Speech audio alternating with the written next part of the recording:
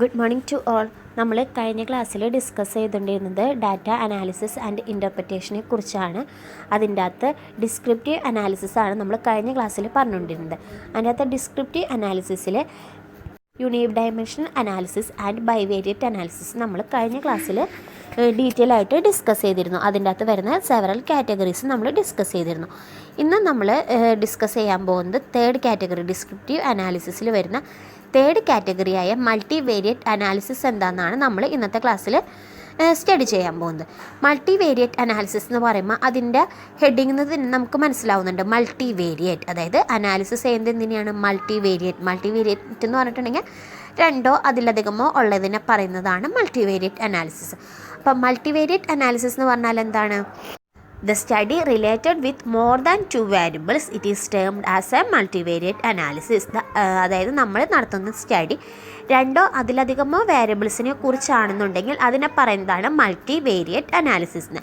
പിന്നെ ഇത് നമ്മൾ മെയിൻലി യൂസ് ചെയ്യുന്നത് എവിടെയാണെന്ന് വെച്ചിട്ടുണ്ടെങ്കിൽ കൺസ്യൂമേഴ്സിൻ്റെ ഡാറ്റാബേസ് കളക്ട് ചെയ്യാൻ, അതേപോലെ തന്നെ മാർക്കറ്റ് റിസർച്ചിന്, ക്വാളിറ്റി കൺട്രോളിന്, ഇതിനൊക്കെ വേണ്ടിയിട്ടാണ് നമ്മൾ മെയിൻലി മൾട്ടി വേരിയറ്റ് അനാലിസിസ് എന്നുള്ള ഇത് മെയിനായിട്ട് കോൺസെൻട്രേറ്റ് ചെയ്യുന്നത്. അപ്പോൾ മൾട്ടി വേരിയറ്റ് അനാലിസിസ് എന്ന് പറഞ്ഞിട്ടുണ്ടെങ്കിൽ the study related with more than two variables is called multivariate analysis.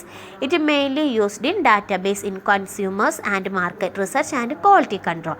ഇനി നമ്മൾ നോക്കാൻ പോകുന്നത് മൾട്ടി വേരിയറ്റ് അനാലിസിസിൽ വരുന്ന സെവറൽ കാറ്റഗറീസ് ആണ്.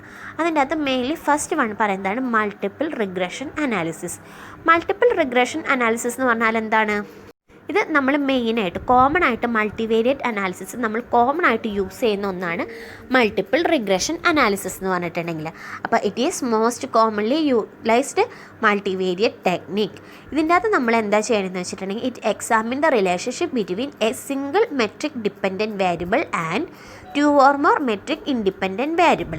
ഇതിൻ്റെ അകത്ത് നമ്മൾ എക്സാമിൻ ചെയ്യണത് ഒരു സിംഗിളായിട്ടുള്ള ഡിപ്പെൻഡൻറ്റ് വേരിയബിളും അതേപോലെ തന്നെ രണ്ടോ അതിലധികമോ ഉള്ള ഇൻഡിപെൻഡൻറ്റ് വേരിയബിൾസിൻ്റെ റിലേഷനാണ് നമ്മൾ ഈ മൾട്ടി റിഗ്രഷൻ അനാലിസിസിൽ നമ്മൾ മെയിനായിട്ട് നോക്കുന്നത്.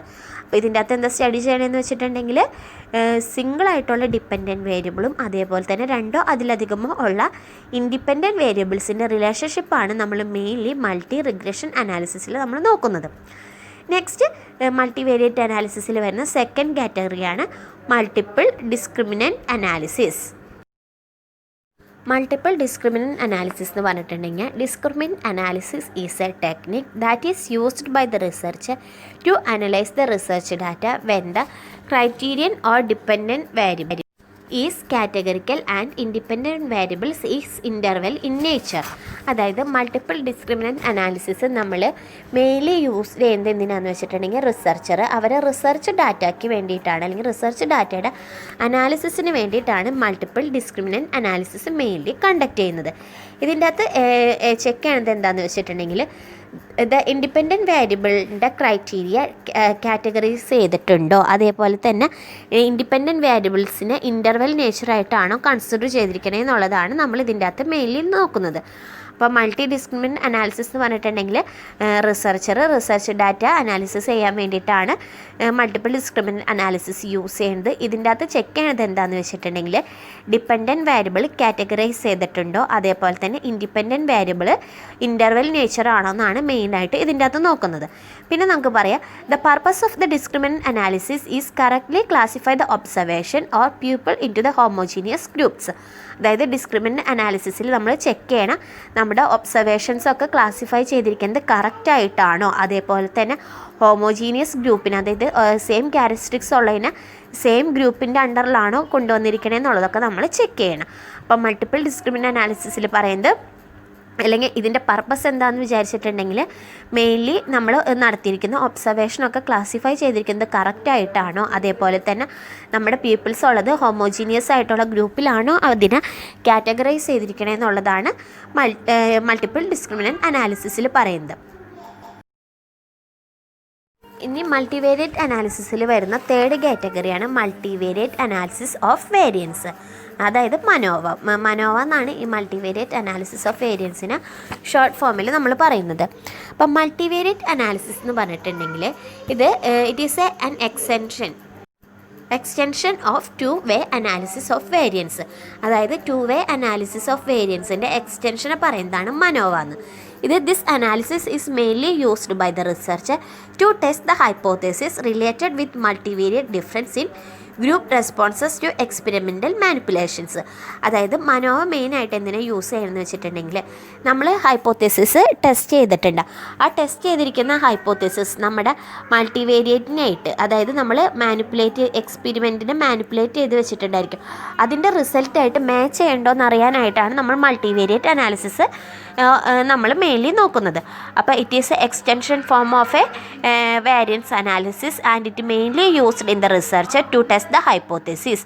അതായത് റിസർച്ചർ ഹൈപ്പോത്തസിസ് ടെസ്റ്റ് ചെയ്യാൻ വേണ്ടിയിട്ടാണ് ഇത് മെയിനായിട്ട് യൂസ് ചെയ്യുന്നത്.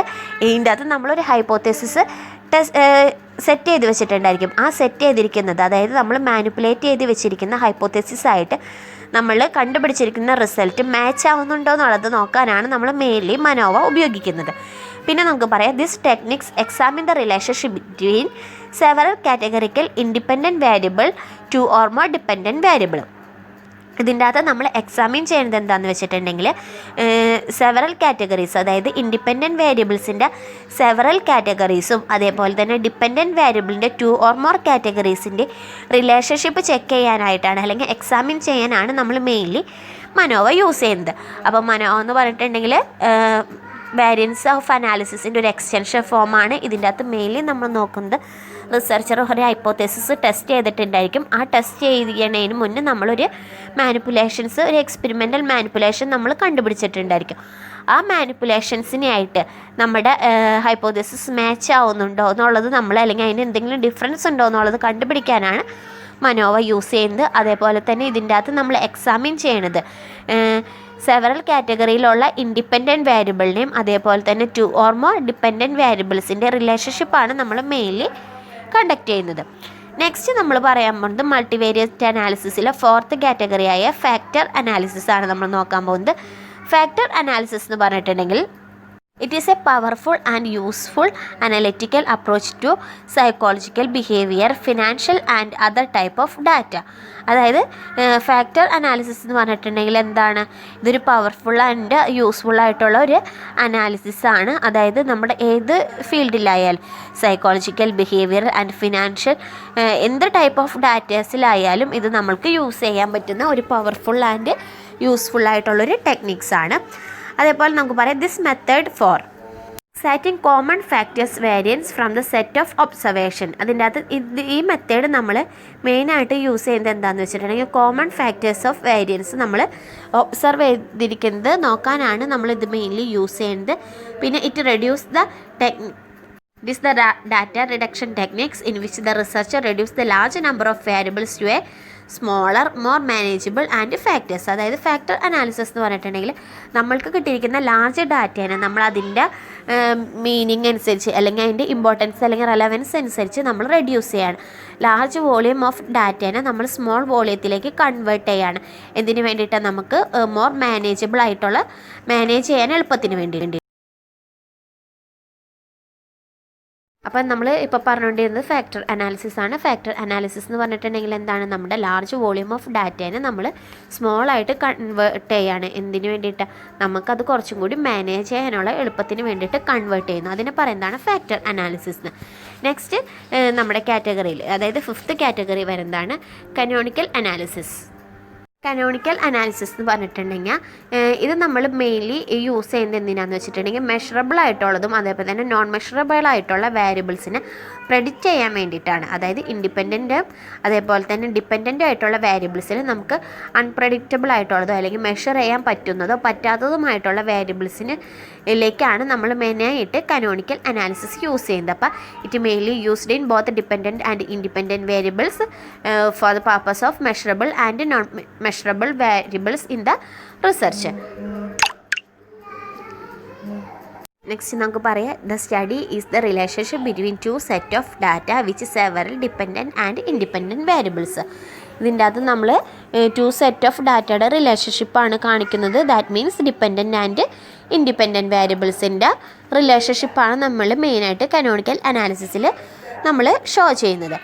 നെക്സ്റ്റ് കാറ്റഗറി വരുന്നതാണ് 6th കാറ്റഗറിയിൽ വരുന്നതാണ് ക്ലസ്റ്റർ അനാലിസിസ്. ക്ലസ്റ്റർ അനാലിസിസ് എന്ന് പറഞ്ഞിട്ടുണ്ടെങ്കിൽ എന്താണ്? ക്ലസ്റ്റർ അനാലിസിസ് എന്ന് പറഞ്ഞിട്ടുണ്ടെങ്കിൽ the purpose of the cluster analysis is reduce the large data set to meaning sub groups of a individual or object. അതായത് ക്ലസ്റ്റർ അനാലിസിസ് എന്ന് പറഞ്ഞിട്ടുണ്ടെങ്കിൽ നമ്മുടെ കയ്യിൽ ഒരു ലാർജ് വോളിയം ഓഫ് ഡാറ്റാസ് ഉണ്ടായിരിക്കും. അതിനെ നമ്മൾ കൺവേർട്ട് ചെയ്തിട്ട് അതായത് സ്മോളർ വോളിയം ഓഫ് ഡാറ്റ ആക്കി മാറ്റുകയാണ്. ഫോർ ദ പർപ്പസ് ഓഫ് എന്തിനു വേണ്ടിയിട്ടാണ്?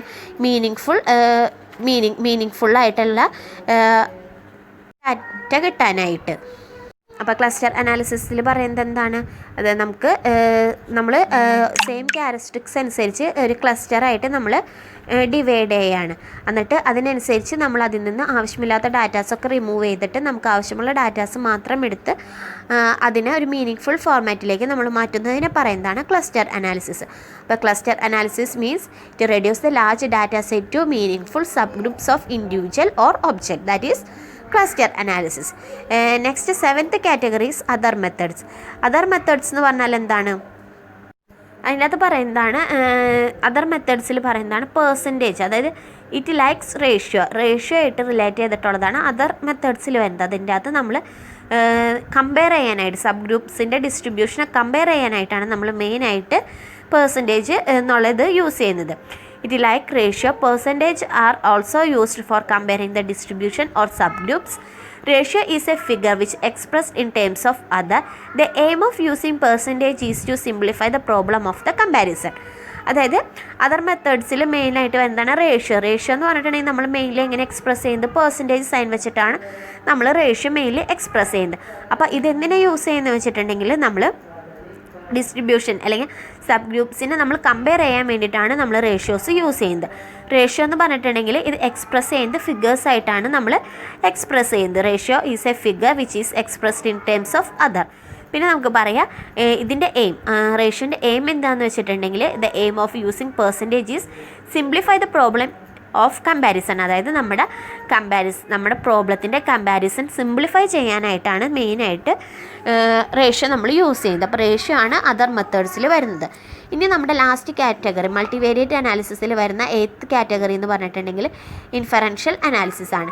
ഇൻഫറൻഷ്യൽ അനാലിസിസ് എന്ന് പറഞ്ഞിട്ടുണ്ടെങ്കിൽ it is concerned with testing of hypothesis and significance.